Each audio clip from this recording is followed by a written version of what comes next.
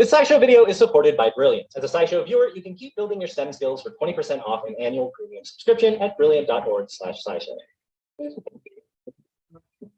While some might wax nostalgic about the olden days, they weren't necessarily golden if you cut yourself on a tree branch, had a tooth abscess, or got gonorrhea. At least until Alexander Fleming accidentally discovered penicillin from some bullshit adaptation in a petri dish of bacteria in 1928. Or more accurately, until scientists at Oxford University figured out how to isolate and purify penicillin to turn it into a drug in the 1940s. Suddenly, many infections went from life-threatening to an inconvenience, and the age of antibiotics took off. But now they're so common that doctors are running into a problem. The targets of these drugs are refusing to be killed, developing resistance to our treatment arsenal and threatening a return to the medical days of yore. If we're to solve this problem, we might have to step back and pay due deference to the true inventors of antibiotics, the very bacteria we're trying to fight. Because bacteria and antibiotics have coexisted for a long time before our ancestors hit on the idea of walking upright. And to learn to use them properly, we might have to learn from those masters. What makes antibiotics useful in medicine is that they target bacteria but leave human cells untouched, ideally. Most either kill bacteria outright or prevent them from reproducing so that the population eventually dies off. But they accomplish this in different ways. Penicillin, the prototype antibiotic, works by interfering with the production of a molecule that makes bacterial cell walls strong. Animal cells don't have cell walls and no use for that molecule, so they aren't affected at all. But its absence leaves bacterial cells so fragile that they burst and die. Another class of antibiotics, sulfa drugs, work by interfering with the production of folic acid. Animal cells do need folic acid, but we get it from our diets. But since folic acid can't penetrate bacterial cells, they need to make it themselves. And if they can't make it, they can't grow and reproduce, while the host cells are happily chugging along, full of folic acid from last night's dinner. There are more than 100 antibiotics currently in clinical and agricultural use, and although the OG, penicillin, came from mold, most of those actually come from soil bacteria. And it's not like an accident that they do that. Antibiotics have an ecological function for the bacteria that make them, though what that is exactly, we're still studying. A bacterium produces antibiotic molecules that diffuse out through the soil, creating a halo around it.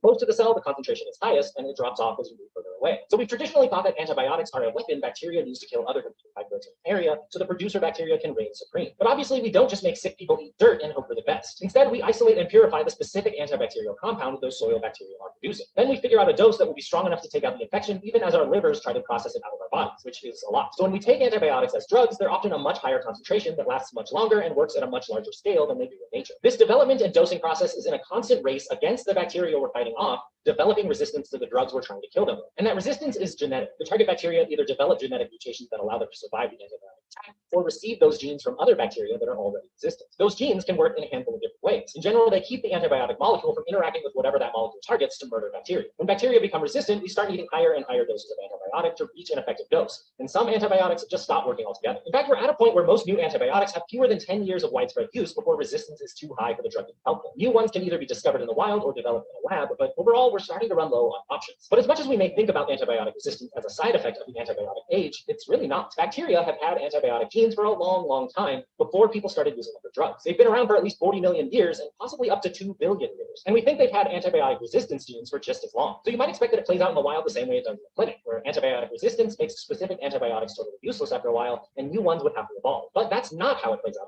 In nature, antibiotics and the bacteria that are resistant to them coexist more than they compete. In fact, the genes that code for an antibiotic molecule often exist in the same stretch of DNA as the genes that code for resistance to that exact same antibiotic molecule, which may seem counterintuitive, but bacteria need to make sure they don't kill themselves with their own antibiotics. So having the genes so close together probably helps with using them both at the same time. It also means bacteria can easily share both genes at the same time. See, bacterial ecosystems are way more than just a biological version of the game Space Invaders. There are tons of bacteria from multiple species engaging in complex interactions that we can't even see. And since at least 1990, scientists have been thinking that maybe antibiotics didn't actually evolve to be weapons at all, or at least not primarily weapons. That idea has really been gaining traction in the 21st century. Maybe they and the resistance they co-evolved with are actually tools of community building. You wouldn't think that secreting a toxic molecule would help you play nice with other microbes, but there are a bunch of ways that actually can be the case. So let's get into it here. There's a lot of evidence that at low levels, microbes actually use antibiotic compounds as signaling molecules. In other words, they talk with antibiotics. The message they send can influence the way microbes copy genetic instructions and build proteins, especially proteins that help them adapt to their environment, get energy, and protect themselves. Sometimes microbes can make all of the tools to protect themselves against attackers, but aren't able to push the button to start up those genes and those tools. So signaling molecules from other species tell these microbes when it's time to turn on those genes, basically flipping the switch for them. It means in this case, antibiotics could function as either a warning shot or a goodwill gesture, depending on whether they switch on helpful or harmful genes. It's a way of telling your neighbors to back off or asking to work together. Antibiotic resistance can also help different species work together to protect their whole community against antibiotics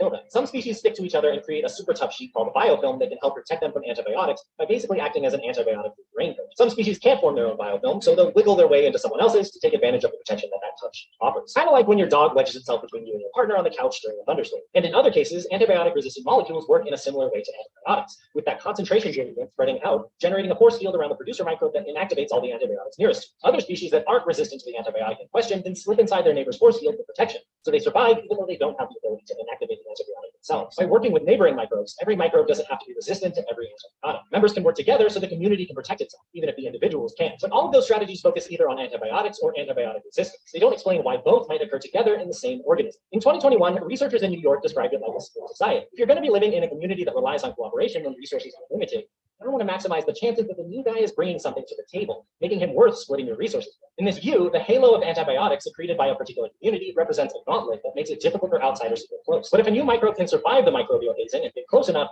it gets initiated into the club by the members transferring the genes that code for both the antibiotic it just made its way through and whatever molecules grant resistance to that antibiotic. Remember, we often find these on the same short pieces of DNA, so it's a package deal. Then the new microbe is able to contribute its genes to the rest of the club, like maybe bringing resistance to an entirely different antibiotic or protection against some other toxin. And if they get separated, knowing the secret handshake of antibacterial resistance means the new guy can just walk right up, and the bacteria that are already there will know it's cool. Then the new guy can also secrete the antibiotic, which the colony is fine with because they're resistant. But other nearby bacteria may not be. So with each new member recruited, the colony is able to exert their communal antibiotic sphere a little farther and clear out competing organisms. That gives the colony more room and resources, plus the ability to expand their new friend filter even further, bringing even more beneficial genes into the fold. In this case, without antibiotic resistance, the antibiotics would actually be useless. They both need to occur together, and they both facilitate community cooperation. Pull all of this together, and you end up with an ecosystem with multiple roles. You have a bacterial colony that produces an antibiotic in high concentrations close in and lower concentrations further out. Close in, that antibiotic kills all of the microbes that are sensitive to it, opening up space for bacteria that are resistant to move in and interact with the original colony. Meanwhile, the bacteria a little bit further out, those still coming in contact with the antibiotic but not in the kill zone,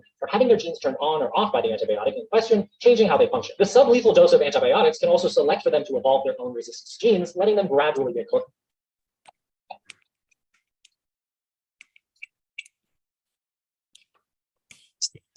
Cool. You hear me? Yes. I can hear you.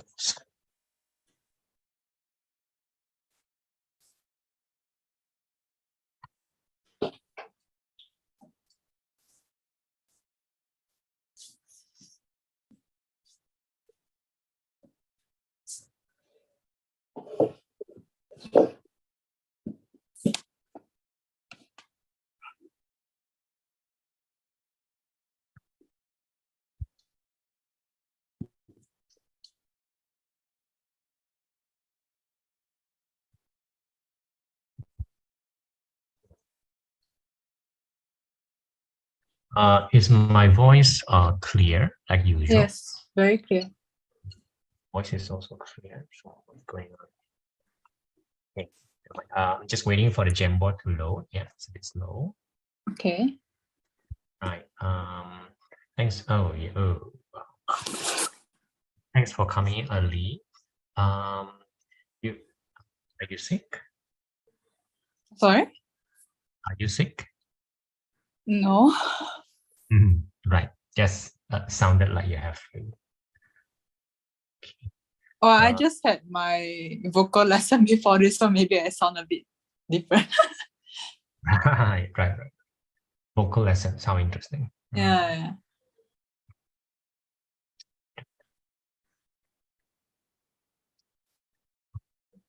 Next.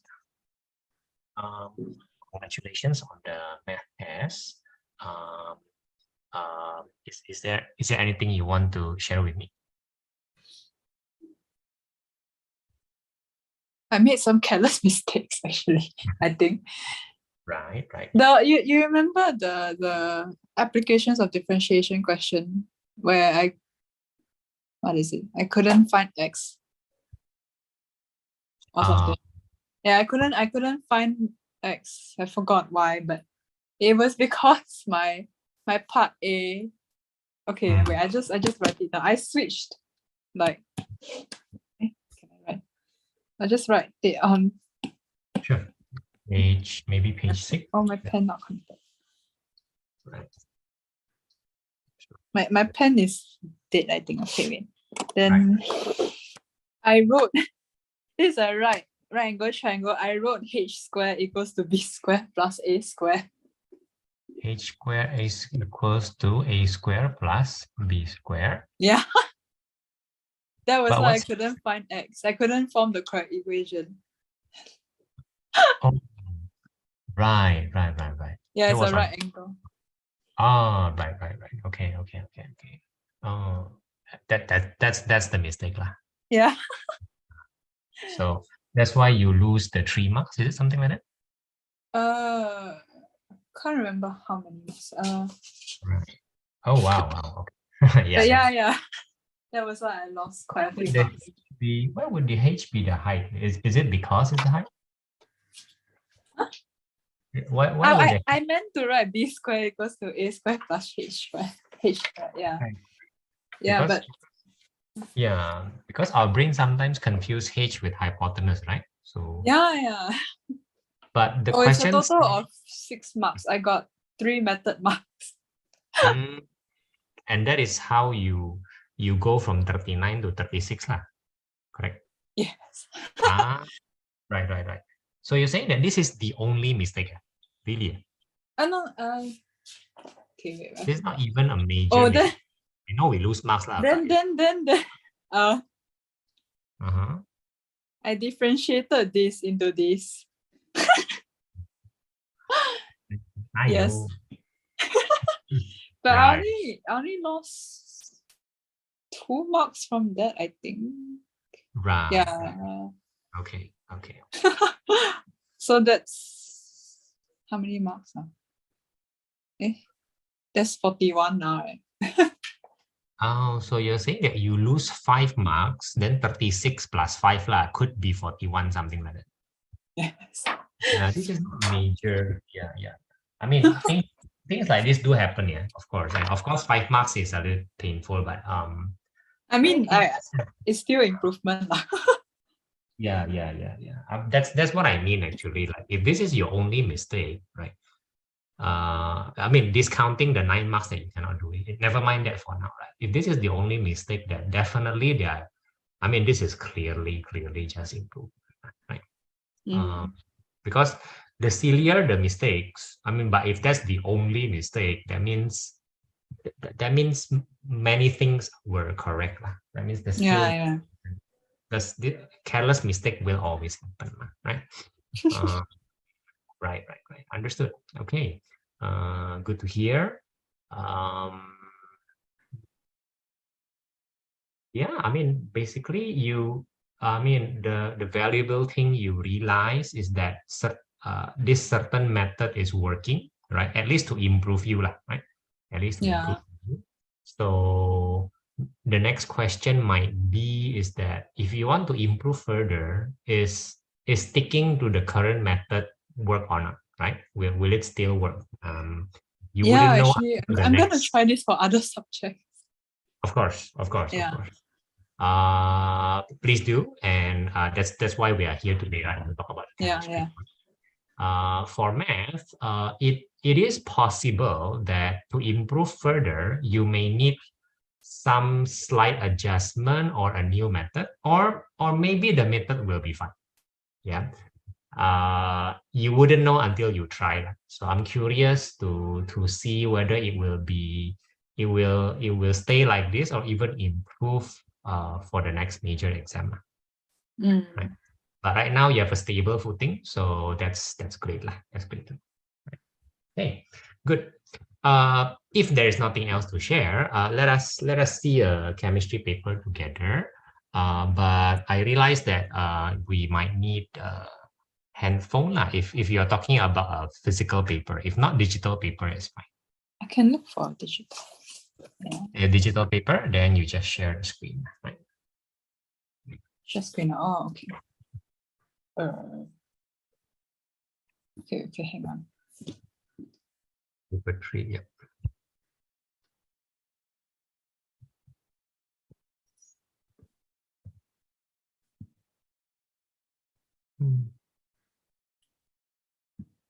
Okay, well, I'm still setting up. The part about the rumor about this paper being very difficult was actually true. Like You mean the math paper or the chemistry paper? The math. Math Like a paper. lot of Oh, people did very badly. right. Like there wasn't even a B or a C in my class. Like, yeah, second highest is a D. Yes. Huh? Your mark is currently not a B, it's a C, really? No. Second highest in my class was a D. No, as in your mark doesn't qualify as a D, really? My mark is an A. Is What's A your is mark? 70%. This is Oh, 72. Yeah. I thought it's 75. Okay, Yeah, sorry. yeah. I was confused. How come you don't qualify as a B? Okay, but you were an A. Really? A Yeah. and then D. Yeah. That was for So my class. And then those who did well in promos also did very badly this time. So it was really harder. I mean, it was unexpected kind of or beyond expectation, really, to most. Okay. But okay, wait, hang on.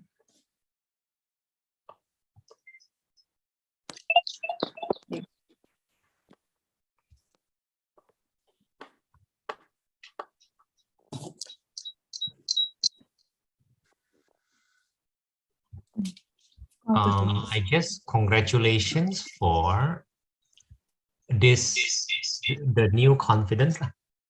There is that, right?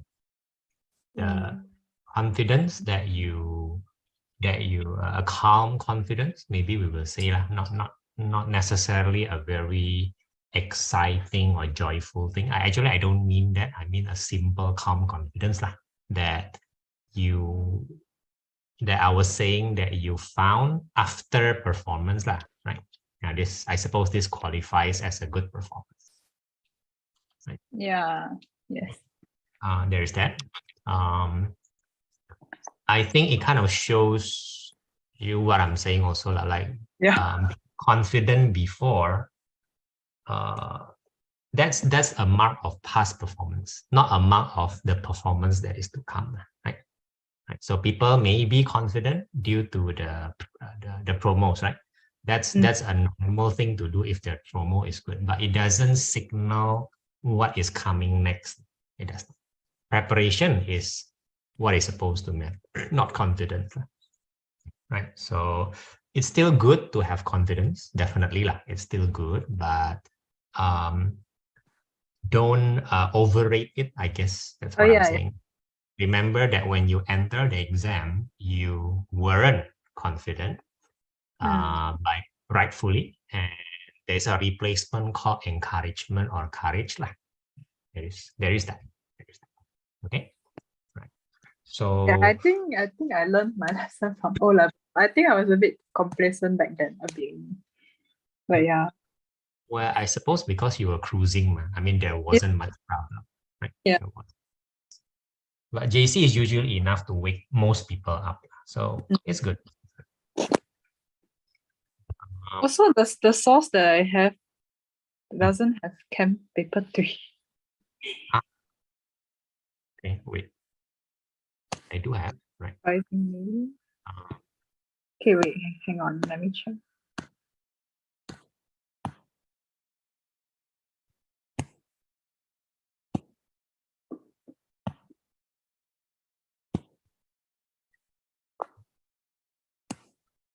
Oh yeah, okay, never mind, I found it. Good.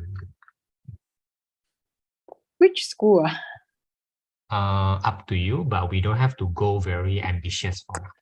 You don't have to. So maybe below. I mean, maybe you can try JPJC or the like. Oh, yeah.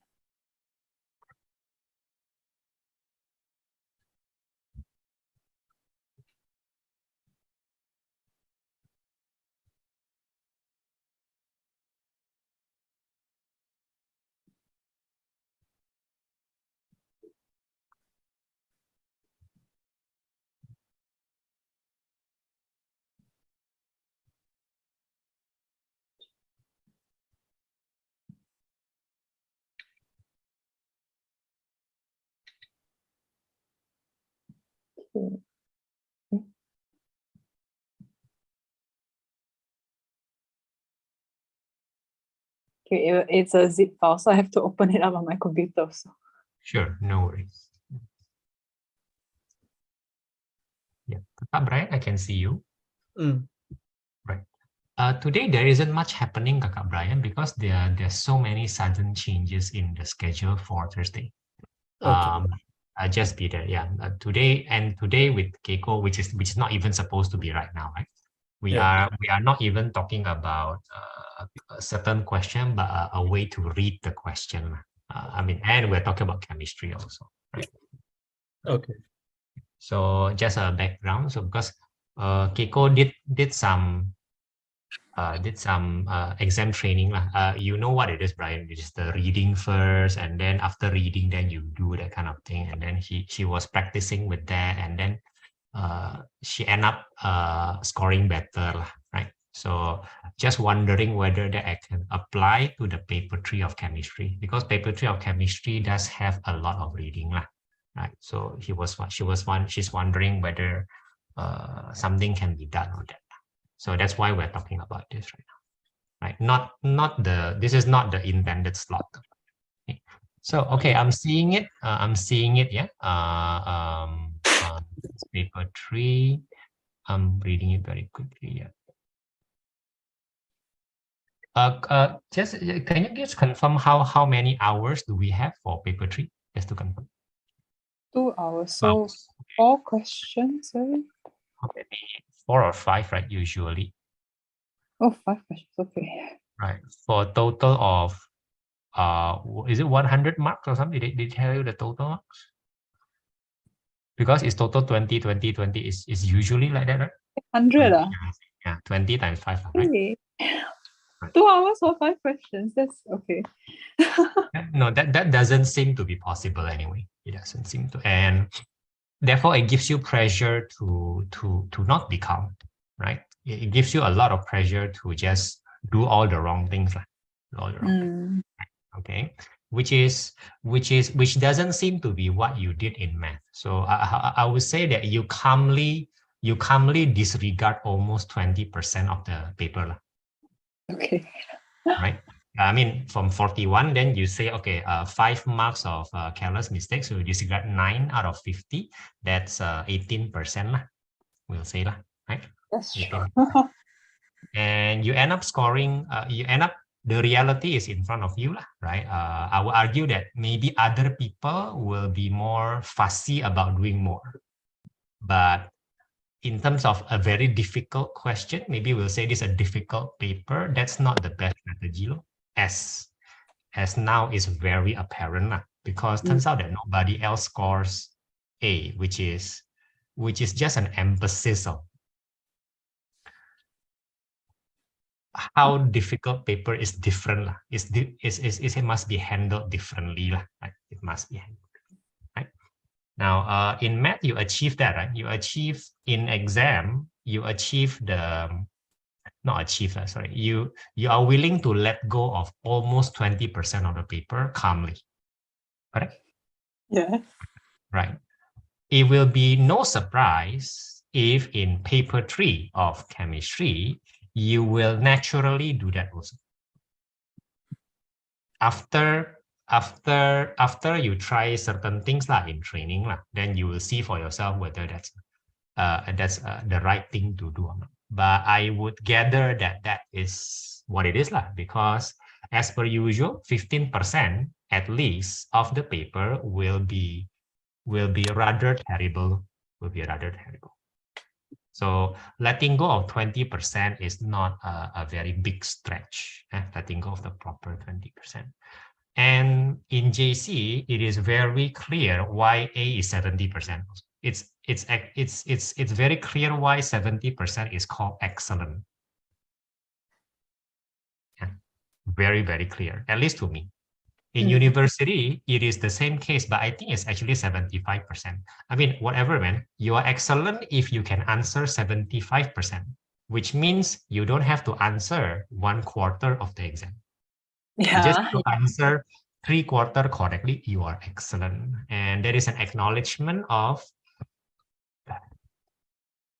as a first time student, not second year, not third year, not fourth year, it is difficult enough to master 75%. It is difficult enough, right? So I'm not excusing not doing certain question. I am telling you that there are very good reasons why a student don't do everything, right? Because they know well enough that even the so-called easier question requires effort in 2 hours. Okay. So with that in mind, this will start to sound a lot like math. Like in 2 hours, I believe for paper 3 chemistry, you probably need to read for around 35 to 40 minutes, which is longer than the math. Math is usually 20 to 25 is enough for a 3-hour paper somehow. So math has more hours, but kind of less reading, like in 25 minutes, you will know what to do, so to speak, for most of the questions you want to do. For paper 3 chemistry, it does not seem to be the case. It's very weird, but in your training, you have to get used to reading for 35 minutes, I would say, maybe 40. And then you will get used to doing 70 to 80%, so to speak, in the remaining 1 hour, 20 to 25 minutes. That is actually the proper training for paper 3. It's a bit different with paper 2 and definitely not for MCQ. Okay, this sounds like math, right? This sounds like math. And if it evokes, a sense of a bit of dread, right? A bit of dread, like I'm supposed to do that. Well, just remember that this is the second subject that you're doing. In math, you're already doing that. And you don't feel really dreadful doing that in math, right? You ask for it, man. You ask for, can I apply that in chemistry? Well, even more so in paper 3. Even more so is my current understanding, right? Yeah. Let me put it another way. If you shortcut your reading, it never bodes well for a question which has a lot to read. For a paper which has a lot to read. Like, look at this paper. This paper is, how many pages is this? 12, 11. 11? Oh, 10. Okay. So 2 pages per question, except for question 5.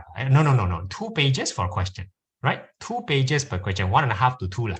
1.5 to 2. Yeah.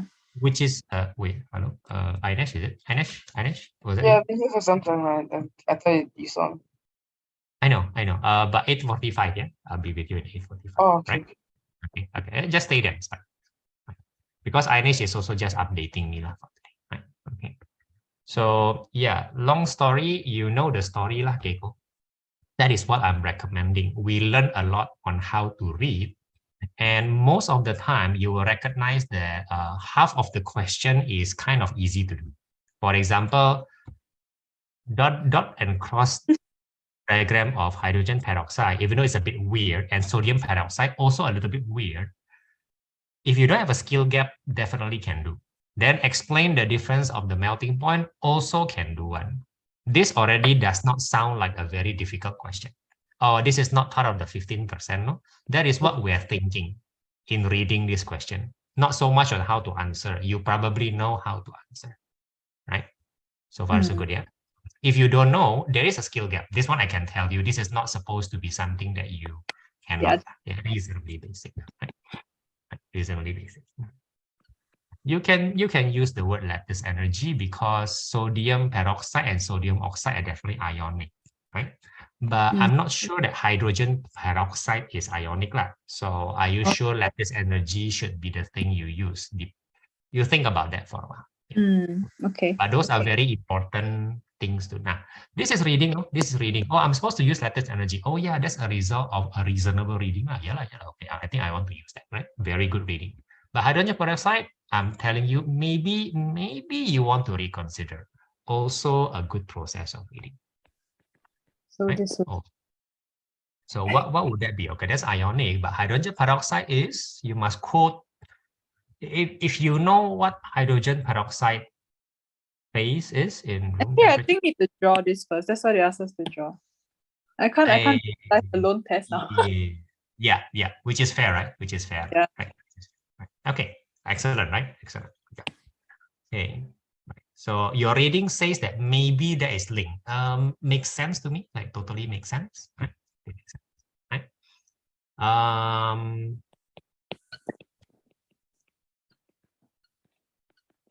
Okay, that is also a question. Very good, very good. You're acknowledging all this in the process of reading, and Okay. this is in exam, right? In exam, you're going to do this. You're going to do this, right? You don't expect that in exam, you read for 1 second and you know the answer. That's not your expectation, right? That's a very proper expectation, even though this seems to be an easy one. Okay, now, oh my goodness, hydrogen peroxide melting point is -11. So I thought it's liquid. It turns out to be gas some more. Oh, okay. Okay, so this is not gonna stray far from the fact that hydrogen peroxide is a gas and it's probably gonna be simple covalent and it's probably gonna be, you know, all the van der Waals forces lah, right? You know, Yes. IPDP or hydrogen or whatever lah. I don't think. Oh my goodness, you cannot even evoke hydrogen bond in hydrogen peroxide. Huh. Okay, let's see. Let's see. Yeah, this one I want to check loan test first. Can you or not? I'm curious. Okay, we're gonna definitely learn something here after doing it. Okay, so then the peroxides of MO2 decompose on heating to produce, and so he's telling us something that maybe we don't have in syllabus. So he's telling us, right? That seems to be our reading here. Oh, you're giving me an information. I need to understand this, right? It sounds a little bit new. Obviously, they tell you information when things are new, not when things are supposed to be new, right? Okay.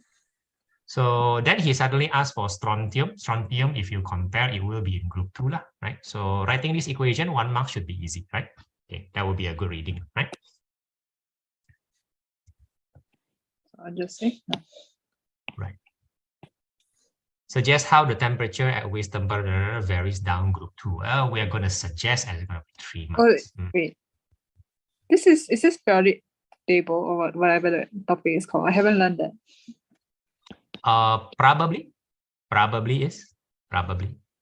Usually oh yeah, it is possible for you to learn after OChem, isn't it? Trends of periodic table. Yeah, we're learning after OChem. Fair enough. It is. Okay. Yeah, it's just an upgrade of the OLED, right? And suddenly in 1C, there seems to be no relationship at all. Might as well call this question 2. It's a very bad habit of him, you know. Yeah. This just doesn't seem to be related at all, right? It's annoying, right? But okay, we are prepared for that. And suddenly, what the heck, man? There's so many things to absorb. Oh yeah. By the way, should I sort the questions also into different topics? You can. I'm sorry. Why didn't we do that, right? Why didn't we do that? Very roughly, you know, because notice this 1C, right? 1C is already a combination between the pK, right? The pK and maybe organic chemistry. I'm not so sure. Maybe yes, maybe no. Right, but clearly the emphasis at the start is the P lah, clearly lah. So you only need to know very little organic chem. Maybe you will consider this the P because you need all the skill sets there. Yeah, it's obvious that you need all the skill sets of P and not many skill sets from OChem. Yeah, okay. So fair. Now for your ordering, I suggest a very rough ordering. You need to decide whether certain OChem I usually divide to 3. You haven't completed OChem, right? But OChem I usually divide to 3. So later lah. You just now lump OChem to one big lump, which is going to be 35%, right? So one big lump of OChem, you don't divide. You just say, OChem, I'm going to do first or not first.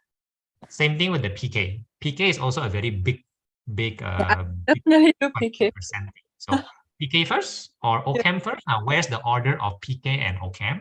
The rest simply fall nicely to wherever other order. So what I'm trying to say is you must pay closer attention to PK and OChem. Other things, unless you have very specific question, because you never ask chemistry, right? I assume that you don't have much question on other topics. Other topics is up to you one, but you should do things in order, because order makes a certain structure when things are very chaotic. You can see that paper 3 is very chaotic. Yeah. Very chaotic. Considering that we have to absorb many, many new things, it contributes to the feeling of chaoticness. Angelic acid. I don't even know there's something called angelic acid, right? Okay. The root of Angelica plant. Okay, at least I've heard that, right? Okay. And after a while, you see why we divide OChem to 3 lah, because yeah, later you see. Okay. So far we're doing all the same thing. So we're just doing all the same principle as math. How to make ourselves less pressured, how to make it more structured and not more chaotic. That is what we're doing. How to have a sense of continuity, or a proper training. What can be repeated between training, those kind of things is what we do lah. And other than that, there isn't much that we talk about, except for maybe when you read something you don't understand when you talk about it. Right? We always do that until you are very clear. I want to read as much as possible before I do it. I want to understand as much as possible before I do it, because your brain, again, don't flip the switch easily between reading and doing. So we don't ask your brain to do that. We don't ask anybody's brain to do that. We don't. We just don't do that. It's not good to ask our brain to do that when we are not masters of the topic. That is the main reason. Teachers can do that because they already done that for 20 years. Yeah. Which is not the right thing to imitate. Right? Like I told you, you don't imitate the speed of my reading. You don't. That's not attainable, right? In 1 year. You don't do that. Accounting. Now, once we start doing this, then you'll start have proper questions before even doing, which is what I want to hear from you, even in tuition, right? Maybe you start, to practice your chemistry already, and you read without doing, and then we starting to discuss all the difficult questions, which is great. I like it. Okay. As a bonus, I already told you, practicing for paper 3 will not leave your paper 2 and MCQ behind. Oh yeah. So in case you're lacking of time, that's the best thing to do. You just whack the hardest thing, which is paper 3, right? Now, those are the principles that you have been hearing that for quite a long time. So all that's left is to do that and then to discuss before doing. So at math, I'm a bit lax with you, yeah? You do and then we discuss. That's okay, right? But the moment we go to exam training, I'm very strict. You must discuss first before you do, because that's the proper habit. So for chemistry, if you're exam training, if you're not asking for a particular topic, then we must, in your process of reading, you come to tuition and then we talk, and then you start doing yourself. Okay. The expectation all the same, you're gonna do around only 80%. 50% is gonna be very difficult, and you have to make a choice of just getting whatever possible points, and that's totally fine for the purpose of marks. Marks are very practical. So I wish you could answer 100%, but that's not how the exam is structured. It's not. Yeah, I don't think I can even do all 5. Correct. We don't try to do that. We read all 5 for the purpose of selection. Okay. Right. Okay. And that's it. Continue your reading. And it'll be nice from time to time. We will discuss certain parts of the question which is difficult in chemistry. It will be nice. Right? Intuition. Right? So feel free to just stick in some questions. Congratulations on your basically A. So congratulations for jumping from D to A, really, something like that. Yeah. That's what happened, right? Okay, good. It means that your hard work is probably correct, And it also means that your training method is probably correct. Right? Okay. Praise the Lord. Okay. If there's nothing else, you just do that first, and I'll see you on Sunday. Oh, that's all. Okay. Yeah, I mean, really, the principles have the method that you were doing applies very well for things which are difficult. Difficult in a way that for you personally is difficult. It doesn't matter much if what you're doing is easy, and it also doesn't work very well if what you're doing is beyond difficult. But if it is just difficult, therefore just challenging, then it works very well. You shouldn't be surprised that the principle applies for other subjects. Now, once it applies in chemistry, maybe 3 months from now, you'll see whether it applies or not. Then you will suddenly be more, you suddenly feel that this is something that applies in general in life, not just for a particular subject, which is something nice, but something that you want to see for yourself. You shouldn't take, people's word for it, right? Yeah. So curious to see how you will progress. Right? I'll see you on Sunday then. Sure.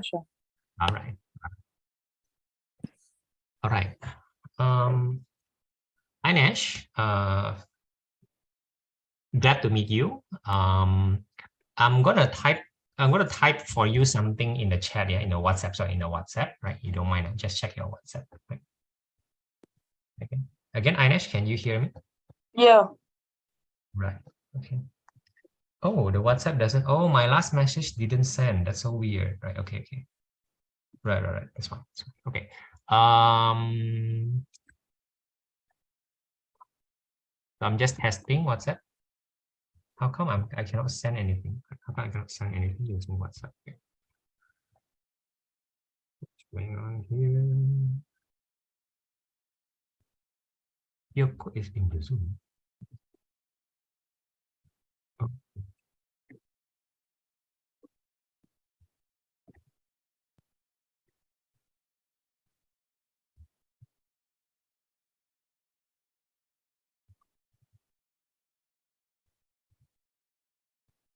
Okay, if you can reply me something.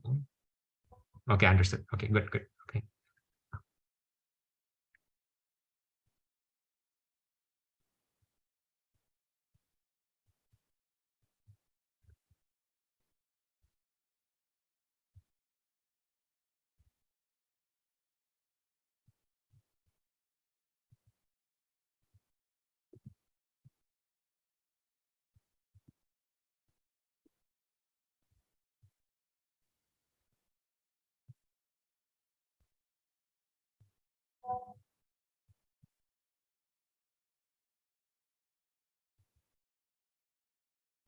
Understood. Okay. Okay. So yeah, I'm all ears, Ainesh. What do you want to share with me or with us? I'm all ears. Okay, so the exam was like before for the exam, my friends who already did it said that it was quite easy.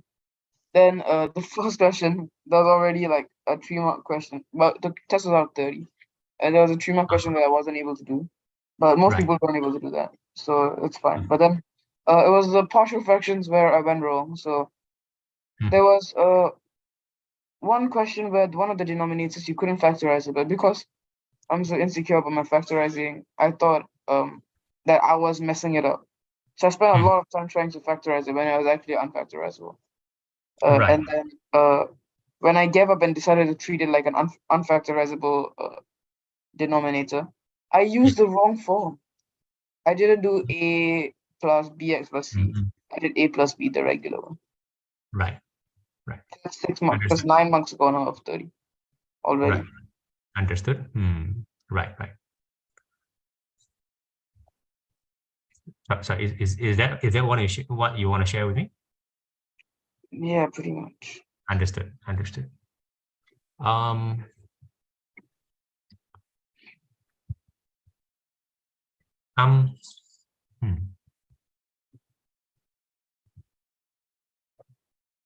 not surprised that you face that type of difficulty in exam, Ainesh.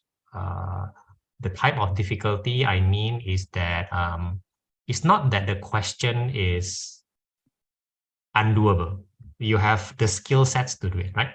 You know you have the skill sets to do it, correct? Yeah.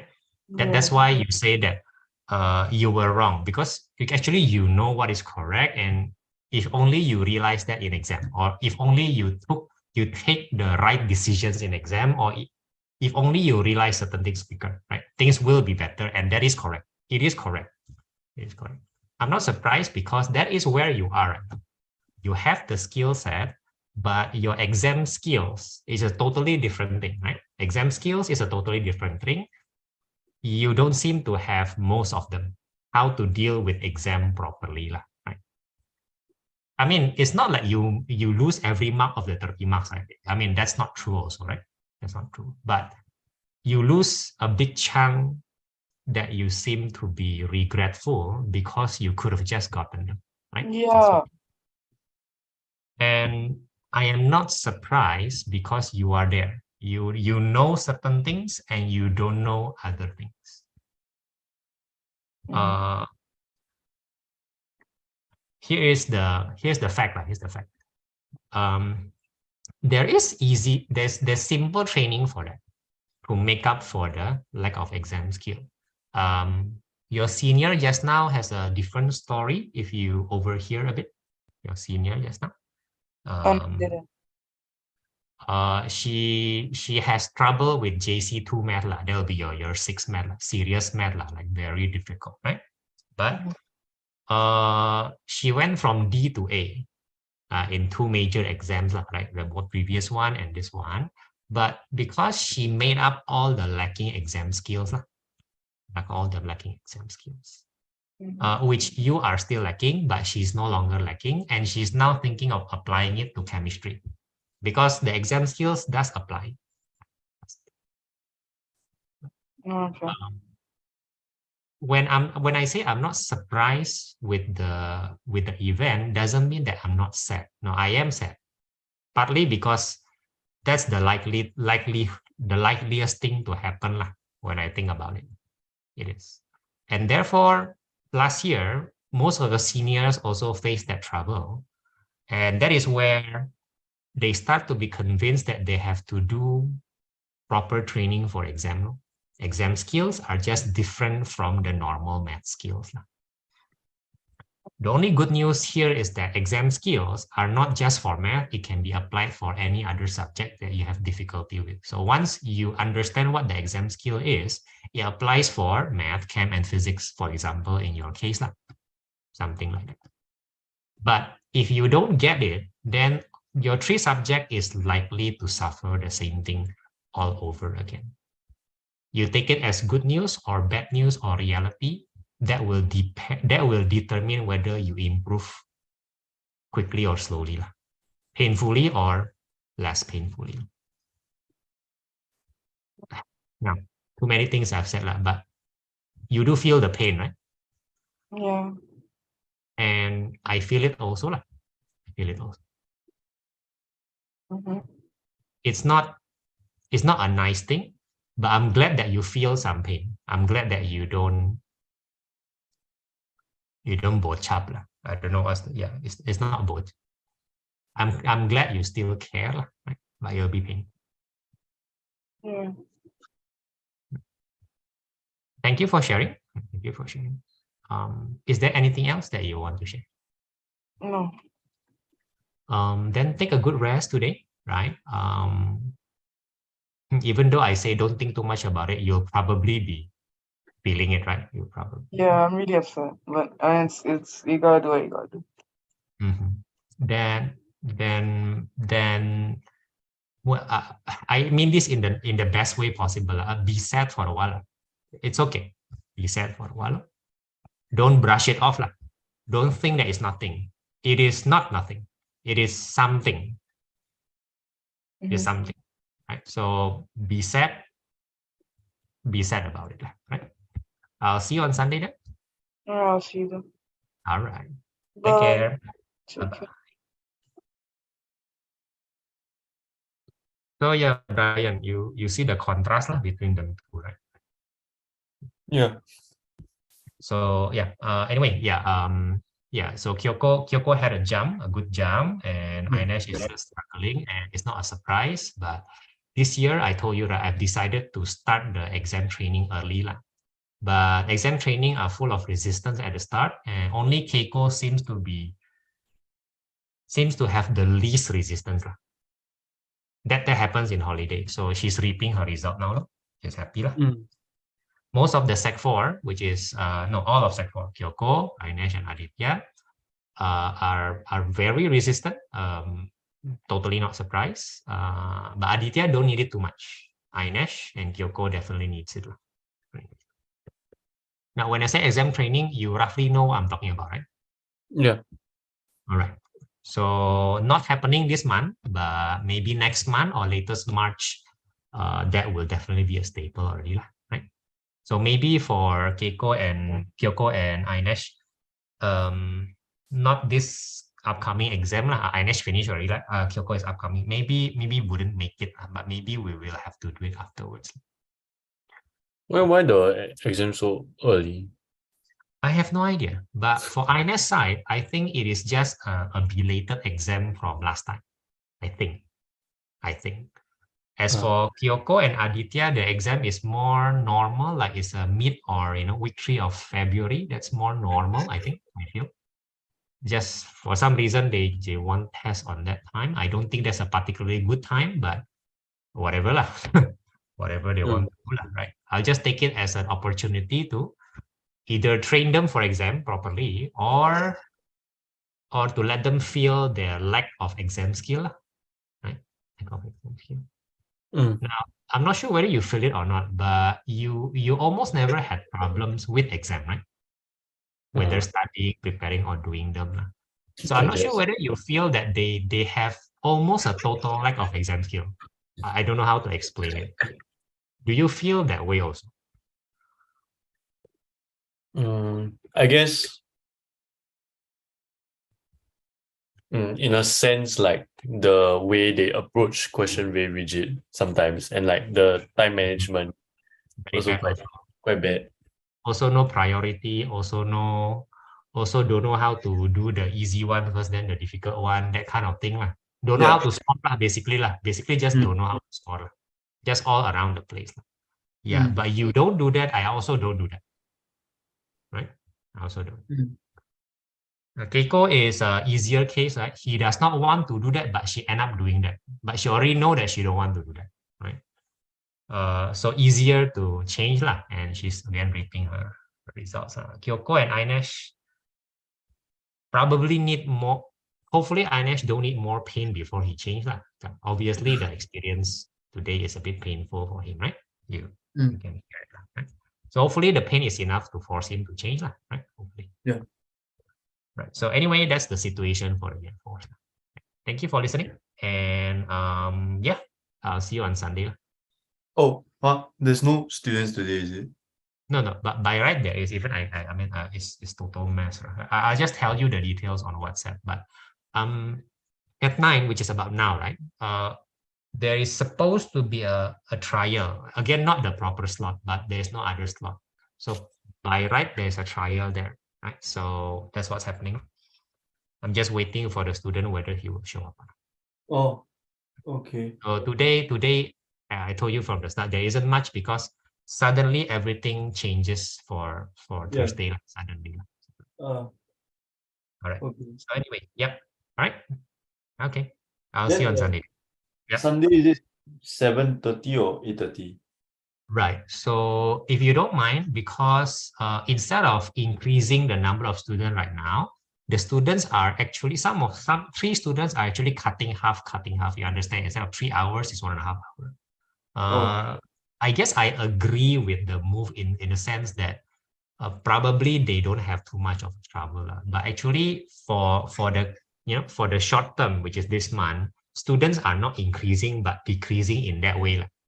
They're not leaving, but they're halving. So if you don't mind, adjust a little bit. If you don't mind, we don't do 4 hours per week, but 3 hours per week, which means the Sunday only 1.5 hour, which means it's only 8:30. Can, no problem. Don't mind, yeah? Then as we pick up, you also pick up. Yeah, sure. Thanks a lot. No problem. Okay. All right, I'll see you on Sunday then. Yeah. Okay. Bye bye.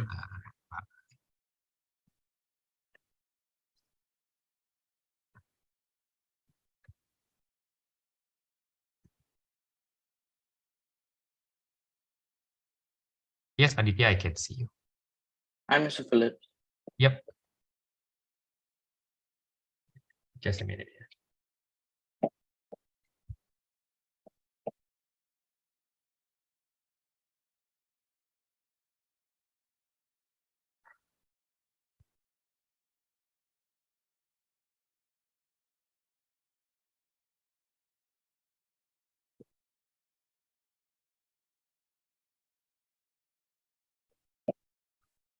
Right. Okay, Aditya. Right. So, well, this is a bit sudden that we meet today, right? Yeah. I was, you probably know, right? I was talking to your mom and I was saying, hey, what happened? This kind of thing. And then she said that you are taking more tuitions, totally understandable. But I was also telling her, why don't just consider doing the science tuition here, like as in our tuition, right? So there was something I throw to your mom, and your mom say, go and have trial today for physics, right? Yeah. Okay. So I'm not sure, however, whether I totally understand your situation or whether this is even suitable for you, right? Okay. We haven't had much to talk, right? I don't sense that you're having that problem in your daily updates also, so a bit surprised that there's those problems, right? Okay, that's my understanding, which is not much. Now, since I'm not even sure that this trial is suitable for you, if it is suitable, let's do it, right? Maybe I'd like to hear from you first, right? About what? Like, yeah, so is it a good idea to simply try doing physics today? yeah, I mean, yeah, I'll try physics today. Right. Okay. Then we're treating this as a trial. The purpose is to give you an idea how physics lesson works, right? I guess we haven't done physics for a long time. That's not our concentration. So the same as the first time we met, you will have an idea of the style and see whether it's suitable for you or not. Then that is probably easier to make decisions. Okay. Yeah. All right. So let's just go to yesterday's Jamboard. No need to make a new one. Right. So because I hear from your mom that you're taking physics tuition, may I know whose idea would that be? Is it yours? Is it your parents? Is it something else?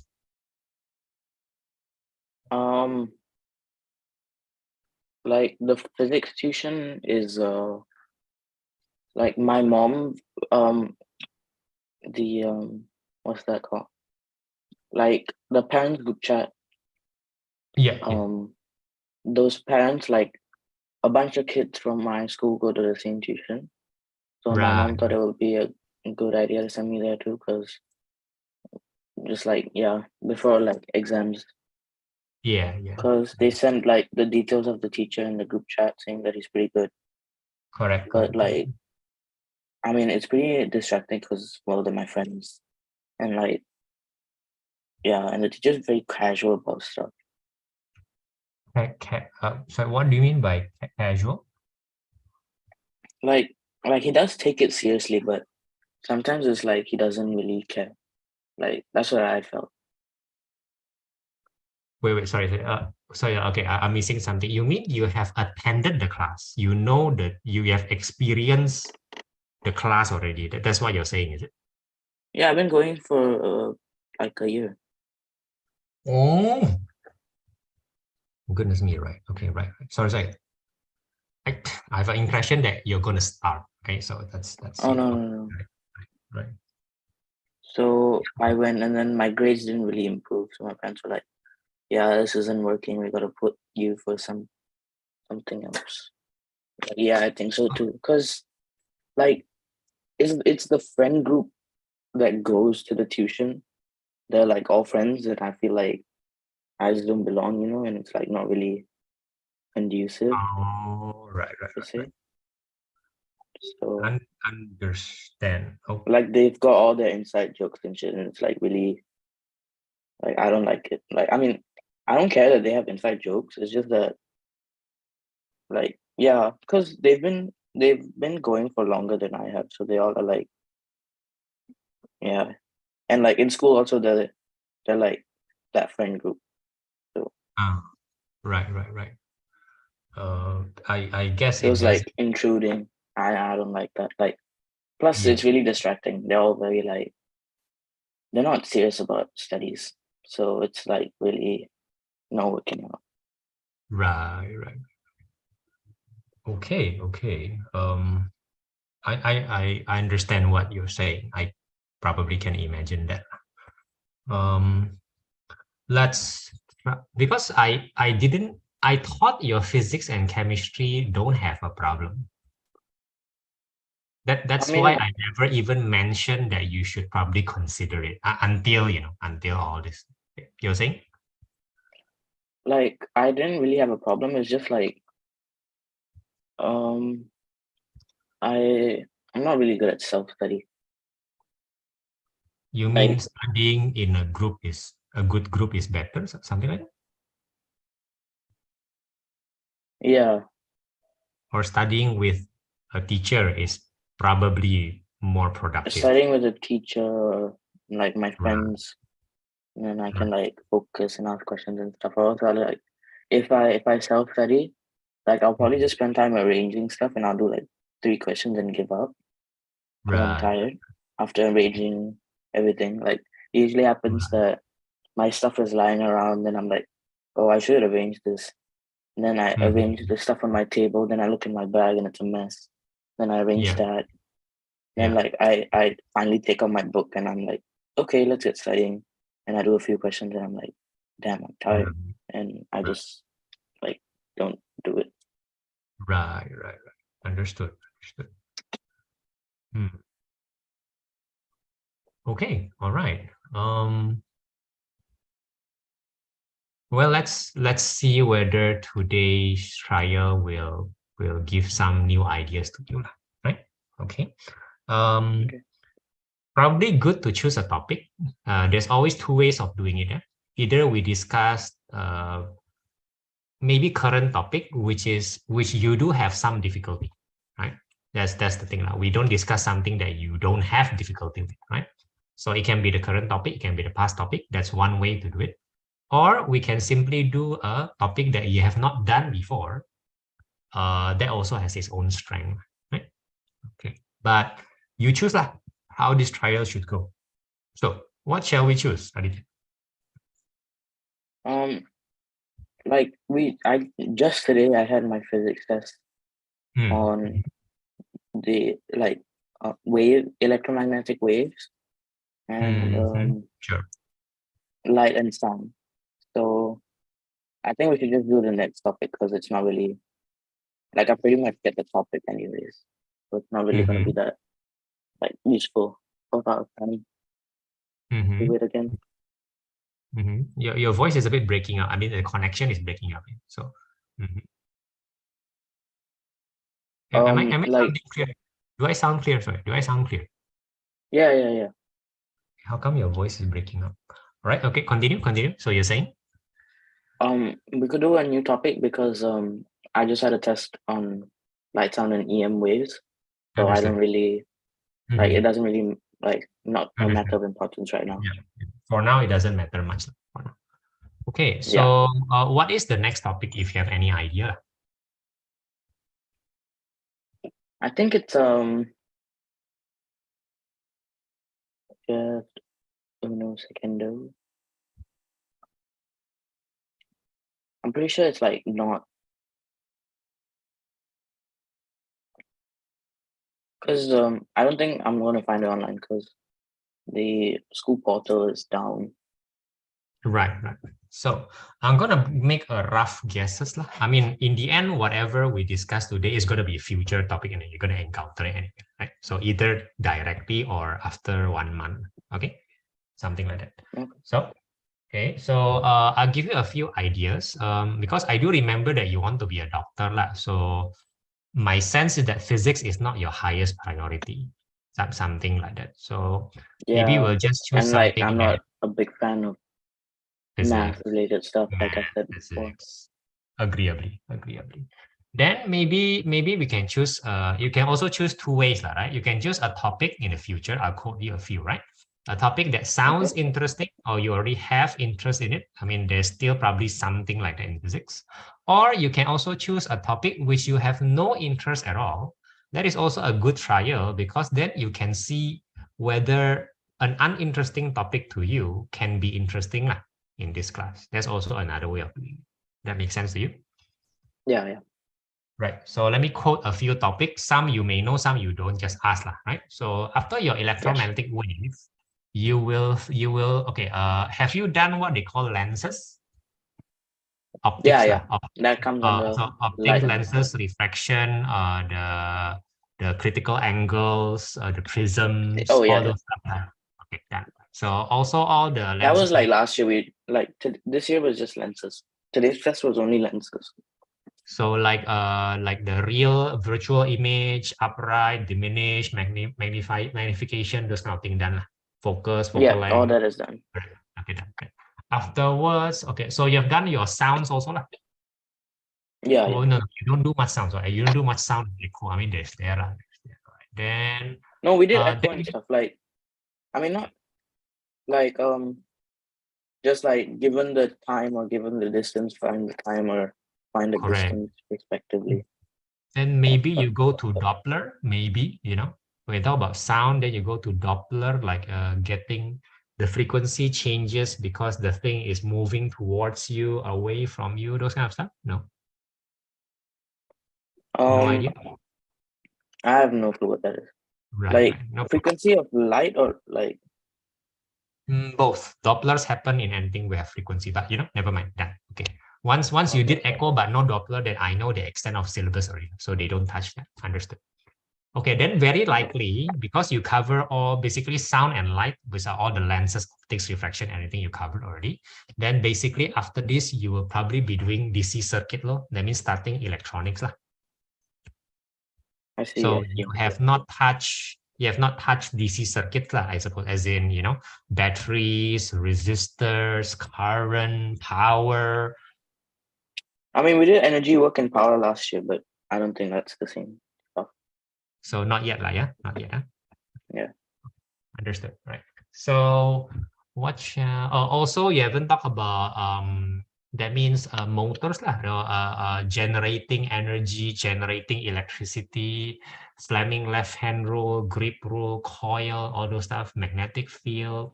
Not yet, right? Yeah, no, not that. Okay, understood. Okay. Let's try something then. Let's go to yesterday's Jamboard, page 5, right? Okay, I'm the one. So I think you're there also. So let's try something along that line. So my purpose is not necessarily to explain to you fully, but also to understand how you respond to physics. And that's my purpose. Your purpose is to see whether the style would be suitable for you. Simple enough, right? Okay. Yeah. Not necessarily to gain comprehensive knowledge, but we will use that for the purpose that we are trying to do, right? So you know the symbol of battery, done, right? This is the symbol of battery, right? Yeah. Okay. I'll draw the real battery also. So it looks like something like there you go. There's a positive and negative. Okay. Now, you should know what this symbol is, something like that.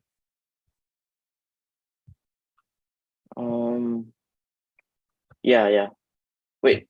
Same symbol, usually the same symbol as this white box. So what are they? Resistor. All right. Then here's a question for you. Okay. We don't normally put a battery with a resistor. No point. We, however, put battery inside a fan. A portable fan. We can put battery inside a light, a portable light. We put a battery inside your phone, which is very portable. So fan, toaster, whatever, all the devices in your thing. So fan. I mean, is there anything else that you know? Let me think for a while. You only know battery, you only know wire, you only know resistor. That's about it, right? That's about it, right? Yeah. Okay. Then how come there are no symbols, you know? There are no symbols for fan, light, aircon, phone, laptop, whatever. How come? How come there are no symbols? Because they're not like really, I don't know, because they're not like frequently used and stuff. I would argue something like this. I mean, I would argue that you have never even seen a pure resistor before. Maybe I don't know whether you touch it in the lab. Yeah, we haven't. Like I mean, our teacher showed it to us, just like It's very small. She just like, yeah, it's a small like colored banded thing. Yeah, those are the pure resistors, right? Which other than your teacher showing, you have never seen that at all, right? Yeah. You probably would believe me if I say it exists a lot in your laptop. It is part of your laptop's motherboard. But other than that, you will just have to take my word for it that it exists right inside, and you won't be opening your laptop soon, right? You won't, right? Yeah. So it begs the question like this: hey, how come resistor? We always talk about it, you know. Your teacher show you once, but other than that, you have to take my word for it that it is very important. Whereas every day you use fan, light, aircon, phone, laptop, right? You use all those things. What? I don't know, charger lah, your table light lah, you know, I don't know. You use a lot of things and they are never symbolized or even mentioned in the learning of physics. That doesn't seem to make sense. Yeah. Right? Now, here is the surprising thing. Here's the surprising thing. Anything that you use can be imagined as resistor. Oh, okay. A fan is a resistor, right? Is a resistor in a way that the battery sees it. The battery sees fan as basically taking energy from him. I mean, the job of a battery is to give energy, right? That much. So somebody's taking it, right? So whoever is taking it can be imagined as a resistor. That's the simplest imagination. So everything is a resistor. Now, particularly light bulb, we don't use the old light bulb anymore. We use a modern LED. They are still symbolized as resistor first and foremost. In fact, this symbol is originally the symbol of wire inside the old technology light bulb. It is exactly like this, a coil of wire. And that coil of wire has a lot of resistance such that it glows, It's super hot inside, and therefore it gives you the light. Old technology, very hot, so now we have LED, right? That's where the symbol came from. But I'm saying to you, yeah, your phone is also a resistor, your laptop is a resistor, your aircon is a resistor, your fan, everything is a resistor. So okay, maybe they never explained that to you, but that's how electricians see it, right? Resistors, right? So far so good. So why am I saying all this? Because you have to be clear what the job of the battery is, right? The job of battery can be said as two things, right? The one that makes the most sense, that to provide energy. That makes a lot of sense. The second way of saying it is to provide voltage, which is a slightly confusing way. That is the more correct interpretation. But giving energy is also correct. So what is the job of resistor, if you think about it? Slow down the what current. No, that's not. No. The better way of thinking is that a resistor take or use the energy given by the battery. Oh, okay. That's a better way of saying. I mean, that's how you do it in real life, right? Oh, my battery is out. I charge my battery so that my battery can continue to power my phone or my laptop. That's just how you do things, right? The battery in my remote, it's gone. So I just change my battery so that my battery can power my remote so I can watch my Netflix or whatever, right? The other way of saying it, which is actually, I feel more correct. Sorry. is you try.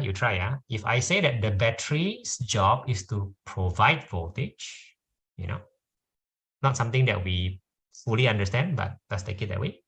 So what's the job of a resistor?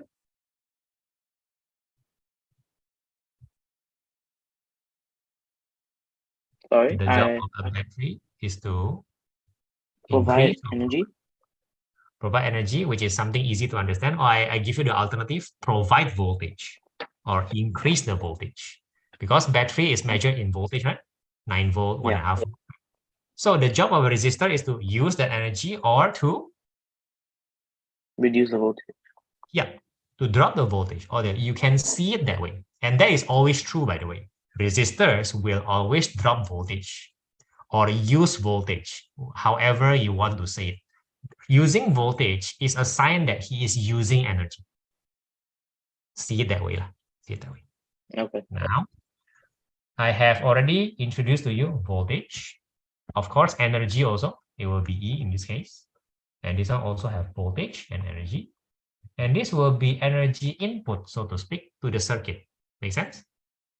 Yeah. This will be voltage increase, right? Voltage increase. We don't call it voltage input, no. Then which will voltage decrease or drop by the resistors, and energy output or energy usage by the resistor. So far, so good? Yeah. With energy comes power. With great power comes? Great responsibility. No, great electricity bill. So here's my question. What is current?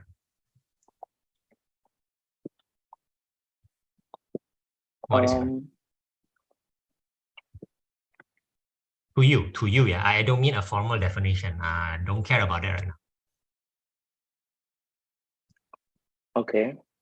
So what is a current to you? It's like the flow of electricity.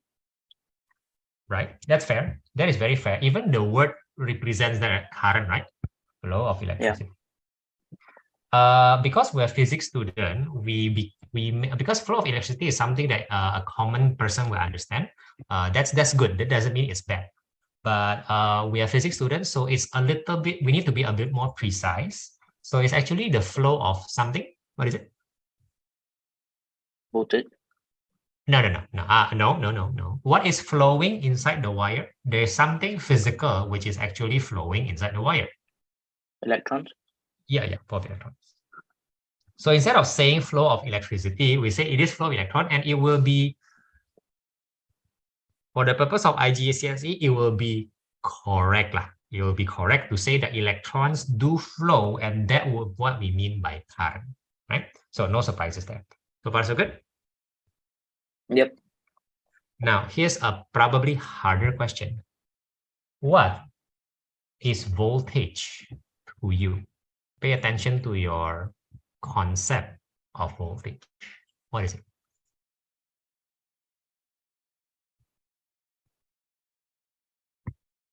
It's like the amount of current. So you're saying that voltage is current? Or is it something like that? Is that what you're saying? It's like the measurement of current. Measurement of current. Wait, what? Amount of current. Wait, what? You're saying that voltage is basically current in a different form or something like that? I think so. That is the difficulty of everybody. In the end, if we don't know how to imagine voltage, we imagine voltage as current. Why? Because current is easier to imagine. To be fair, current flowing I will try to explain voltage properly here, and hopefully, if there is nothing else, at least you bring that to your understanding. Okay, I'll try my best, because voltage is not current. It is not current at all, right? So it's very detrimental to imagine it as current, because then everything will become doesn't make a lot of sense, and therefore you have to memorize things, right? Trying to avoid that. Okay. All right, so I will have to use an analogy, which is the cycle of water. The cycle of water in our world, basically Earth. Okay. So tell me, you should probably learn this in geography or something, right? So the cycle of water happens because of who or what? The heat from the sun. Right. So I'm going to draw a sun here, right? And the heat of the sun does which part of the cycle? Evaporation. Agreed. From what? Seawater to vapor. Right, which I'll pretend immediately become cloud, right? So the job of the sun, we will say, is to raise the water from sea level to cloud level. That's his job. Okay. 0 meter, can I say that? Sea level, just imagine 0 meter. And then the cloud, how many meters, if you have any idea? Like 4,000 or something like that. 4,000, right? Let's call it 4,000 meter. Okay, 4,000 meter, right? Okay. Now, the job of a battery is to increase or raise the voltage. The job of the sun is to increase or raise the water. They are extremely similar. Now, whatever raises or go up can therefore go down. No? Can therefore go down. But if you don't make it go up first, it cannot go down. If it cannot go down, it cannot flow. Admittedly, going up is already a flow. You don't imagine this as a flow. I admit that, but this is a flow. It's just a flow of very weird water vapor just going up, right? Just going up. It is still flowing up, right? So just sometimes I just simplify things by saying whatever goes up can come down, and therefore the flow will happen. The water cycle will happen. So tell me, what happened after the water become cloud? It rained. Okay, let's pretend that it flows a bit, a bit near the mountain first, right? So here's the mountain, a bit high, okay? A bit high mountain. Singapore only have 150 meters, so I imagine this is Mount Kinabalu around 4,000 meters or so. Wow, so high, right? See, there you go, 4,000 meters. And then it rains here, right? Yeah. And then after it rains, where does it go? It forms like the two streams and then goes down the mountain.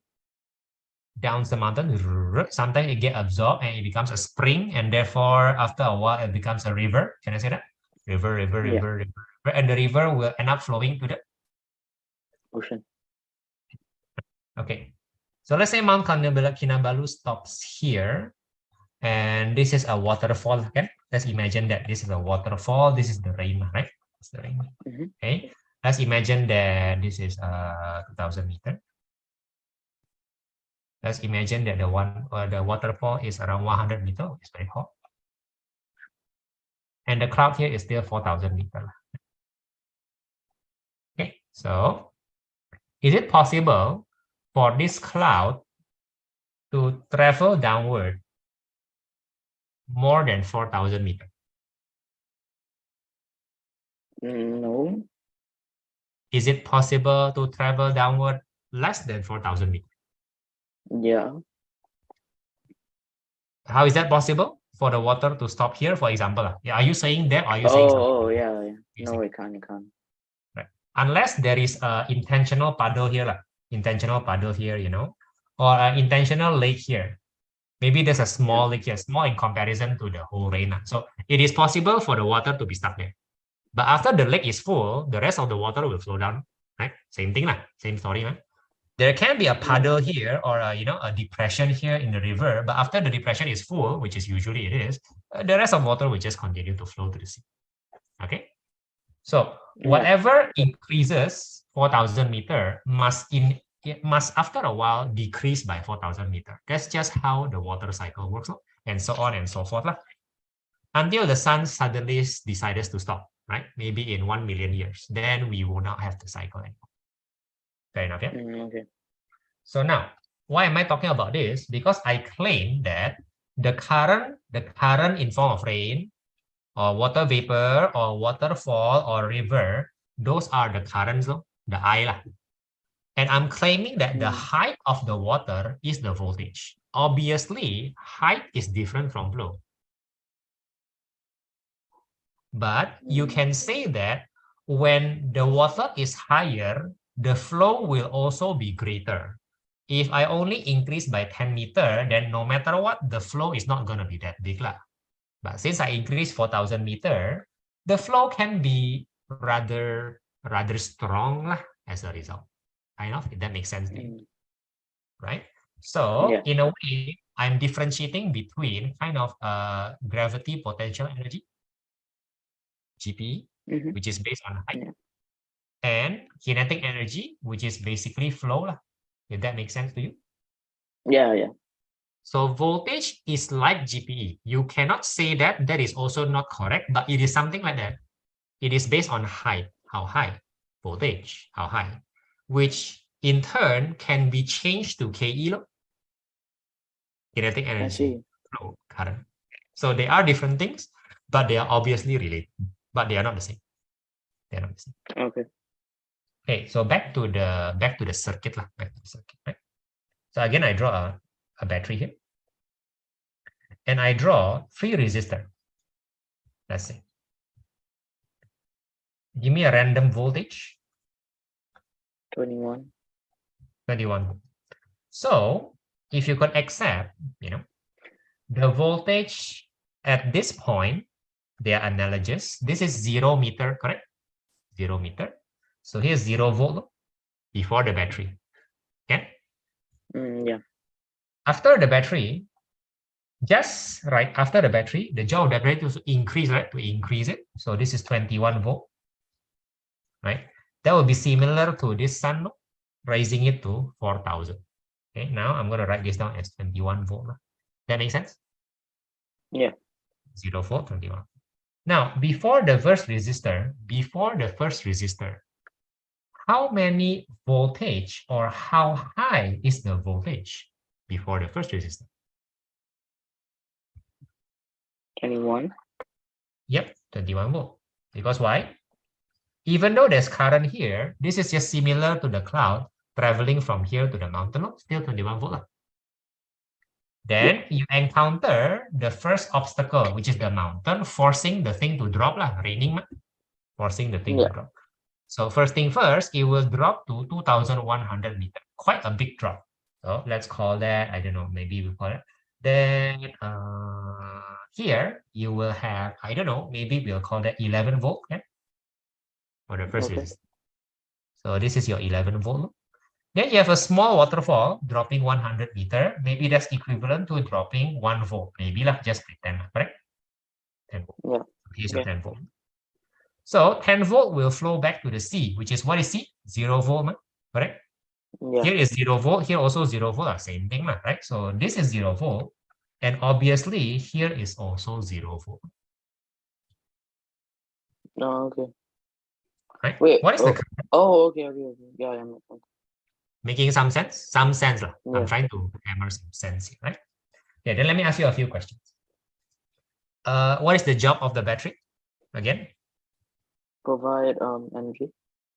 And also now I want you to think increase voltage, which has a very similar meaning in our mind as increasing the height. Increasing the height of the electron. You can just think about it that way. Okay. The electron will travel, and when it encounters the first resistor, it will drop in its voltage. It's like dropping in height. Why do you want to drop in height? Because then you can flow. Then you can flow. Yeah. Drop again, you can flow. Drop again, you can flow. This is not a drop. This flow is because of the flow before it.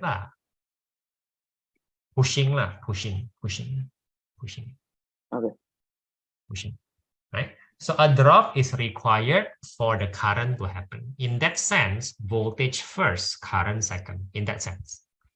It is voltage first before current. That's why battery don't provide current. Battery provide voltage so that you can drop it. Then there will be a current. Right? Something like that. Okay. So I will now talk about the simple way that voltage is divided. If you can understand until there, I think the trial is already successful enough, right? Because most people just memorize this after learning, right? So let's go to page 6. Before that, any questions so far? No. All right. So in page 6, if you would follow me, let's quote a very simple voltage, 10 volt. 10 volt. Okay. I'll give you 3 resistors. Now, give me 3 random numbers for the 3 resistors.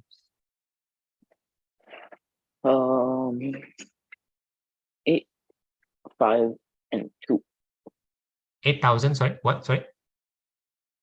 8 volts, 5 volts, and 2 volts. Oh, resistance don't have volts. They will drop voltage, but they will have resistance. Resistors have resistance. So you mean 8 volt. I mean 8 ohm, maybe. That's what you mean.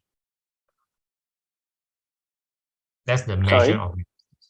The resistors will have a measure of resistance. It's not 8 volt, but it is 8 ohm. Oh, yeah. So, yeah. Oh, no, 8 then. ohm. No, that would be so much then.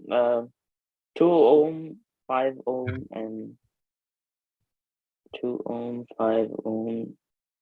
I will leave us with 3. So, like 3 ohm. Yeah, 3 ohm. Yeah, but you don't have to make the total 10 ohm, There's no rule for that, So, I'm gonna mess up the thing a bit and just make it I don't know, 9 ohm. Can I do it? There's no rule that you cannot. Wait, it can be negative. Sorry, you're saying? Like the total would be then 16. 16 ohm, and there's nothing wrong with it. Oh, okay.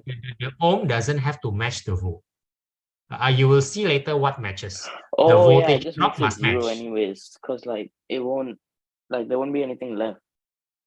Correct. So the voltage drop 0. must match. You will see later. That's the whole point. But the ohm doesn't have to match one. Doesn't have to, right? Ohm can be whatever they want, because a laptop, if the laptop is designed with 9 ohm, then it has to be 9 ohm. You cannot actually change that. You cannot. Okay. Then let's say this is your phone. Let's say, because phone does eat up a lot, right? So higher resistance. And then let's say this is your lamp desk. Okay, let's just say. Okay. Yeah. Okay, so what I'm talking about is one of the most important thing for DC circuit in IGCSE, which is how is the voltage distributed? That means here the battery has already done its job. What is its job? To increase the voltage from 0 to 10. 10 to, right? So this is an increase of 10 volt, right? That makes sense. And this is still 10 volt, and this will be 0 volt, right? So the total drop will be 10 lah. The total increase will be 10. That's just confirmed already. Make sense? The question is, because the battery produces 10 volts. Yes, because whatever increases or goes up must go down. It must go down. So the question is, how is the 10 meter drop or the 10 volt drop divided between the resistor? The simple rule is, the bigger you are, the more drop you do. If that makes sense. You're more resistive, so you drop more voltage. You leave less for the 2 ohm. So you expect the 2 ohm to have less drop here, and then more drop here, and then the biggest drop here. If that makes sense to you. Yeah, it does. With that in mind, I'll give you the law. I don't explain why the law is correct, but you will be at least mathematically sensible. So I will calculate. You tell me which one you want to calculate the drop first, the 2 ohm, the 5 ohm, or the 9 ohm. That's up to you.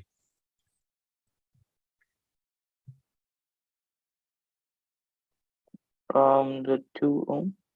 All right. So the V drop. I specifically say V drop because that is what is happening, right? The 2 ohm will drop. V drop of 2 ohm will be 2 over 2 plus 5 plus 9, which is 16, right? Times the total drop, the total thing that you need to drop, which is 10 volt. So this is going to be 2 over 16 times 10, which is 1 over 8, right? So this will be dropping minus, right? Minus 1/8 of 10 volt. It's 1.25, whatever lah. I mean, that's the number lah. Right? It's gonna drop 1.25, which means the voltage at this point is now 8 volts. no 8.75 volt. I dropped from 10 meter. I dropped 1.25 meter, so I'm left with 8.75 meter. Simple stuff, right? Yeah. Simple stuff. Right. So how much drop will the 5 ohm do? Well, 5 over 16, right? Times 10 volt, right? 5 over 16, which is, if you press the calculator, there will be a 3 decimal. Would you please help me with that? Yeah. How big will that be? That would be 2.5, that will be a rather big number. Would you please help me with? Yeah. So how much would that be? 3.125. 3.125 volt of drop. So this guy drop minus, right? Minus 3.125 volt. So how many volt is left? 8.75 minus 3.125, that will be 5.625. okay, 5.625 volt left, right? Left. Yep. Now let's calculate the V drop of 9 ohm, right? 9 ohm, which is going to be 9 over 16 times 10 volt, which is going to be what?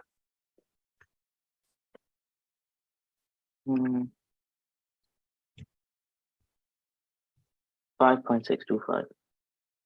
Which is, to nobody's surprise, is exactly how much you need to drop anyway. So nothing is left. Yeah. Yes, nice. This is what happened in the electric circuit. So each ohm will have its own share of V drop lah. Its own share of V drop. Okay. Now let me show you something else. I give you voltage. I give you ohm value, which is easier. So 1 ohm. 1 ohm. There you go. Could you please work out the voltages of each point, and therefore how many voltage do each ohm drops? Would you please work that out? So the first one would be 5. The first one will And drop 5. I agree with you. And the next two would drop 2.5.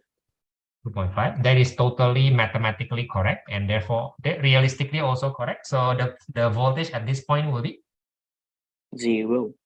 No, that's 10 volt. That's 10 volt. Come on, that's 10 volt. 0 is here, right? Yeah. This is still 10 meter because the battery's job is to increase to 10 meters. So this is still 10 meter. Encountering resistance, first drop, right? So what's the voltage at this point? That would be 5. 5 volt. And then the voltage at this point? 2.5. And then the last drop is also 2.5, so leading to 0, right? So do you feel confused or not? This 2 ohm only gets 1.25 volt of drop. This 2 ohm, the same 2 ohm, is a lamp dash also, receives 5 voltage of drop. How come they are different? Is this confusing or it is not confusing? Not really. All right. Then if it is not confusing, then I am happy with your progress of understanding so far. The rest is easy to follow from the class you see. This part is, I think, the hardest one to understand. Yeah. So yeah. I'm happy with I'm already happy with the procedure. I understand how you respond to physics, and hopefully you also understand how we learn physics here. Okay. Yeah. Right. Is there anything else you want to ask or clarify? No. All right. So let's now say that we end the trial already, so we're back to discussing, right? Okay. Okay. There is a reason why I sometimes want my student to learn more than one subject. Right? The reason is usually this simple. Because the way we set up our class here is meant to make the student less tired. That means the learning is usually more effective because we just aim for the most difficult things, right? Which means you have to deal with the easier things by yourself. But if you like that, then that's good. If you're the type of person who cannot even do that, then that's probably bad, right? So sometimes I want students to join because I feel the student has too many things outside. And for example, traveling time and tuition time outside can be longer. Yeah, that's what my mom said too. Like, she always asks me if I want online tuition, and I say, like, not really, because they can't monitor what you're doing, first of all, and like, secondly, it's distracting. Like, you're on your laptop and you can just like watch like whatever the heck you want, and nobody will know. Correct. So like that's why I prefer physical tuition. Which makes a lot of sense until you realize that not all physical tuition or face-to-face tuition is ideal. Yeah. Right? You experience your share of the tuition can be complicated. I don't know how to say that. They are not always ideal, right? They're not always ideal, right? Yeah. If in our online tuition, you might notice that this is for other students, not for you. For other students, I minimize the distraction a lot, meaning, right? I take away their handphone by basically using them as a camera, if that makes sense to you. Yeah. And then, in certain cases, I take away their laptop by totally not using it. It is definitely possible to do a tuition like that. But that's in extreme cases. In most cases, I'll just occupy the laptop using Jamboard. And because I monitor their work, I don't know, you have experienced this, right? If you don't move for 1 minute, I'll be asking you already, right? Aditya, okay. show me progress. Ainesh, show me progress. Aditya, show me progress. Kyoko, are you stuck? That kind of thing, right? Those kind of stuff. Yeah. Right. So, for our online tuition, I try to minimize that. If not, it's not effective, right? It's not effective. Yeah. So I am concerned when it is final year. You are in final year last year. Maybe in secondary 3, it's normal for people to be tired, but in secondary 4, if you're tired for no good reason, your exam is already jeopardized. I don't like that. So in rare cases, I do want people to consider taking out my lesson because hopefully it will be more helpful. Yeah. That would be my motivation here. That would be my motivation here for you. For you. Oh, okay. Right. So think about it. I don't want you to be tired. I want you to be effective this year. If somehow having class for physics, chemistry with me is maybe helpful, then you maybe give it a try early in the year. Because if it doesn't work for you, you can always switch something like that. Yeah. That's my intention. Okay. Okay. You're mature enough to decide for yourself, right? Yeah. All right. Then have some discussion with your mom and then tell me how. Okay? Sure. Yeah. All right. If there's nothing else, then I'll see you on Sunday. Yeah. See you.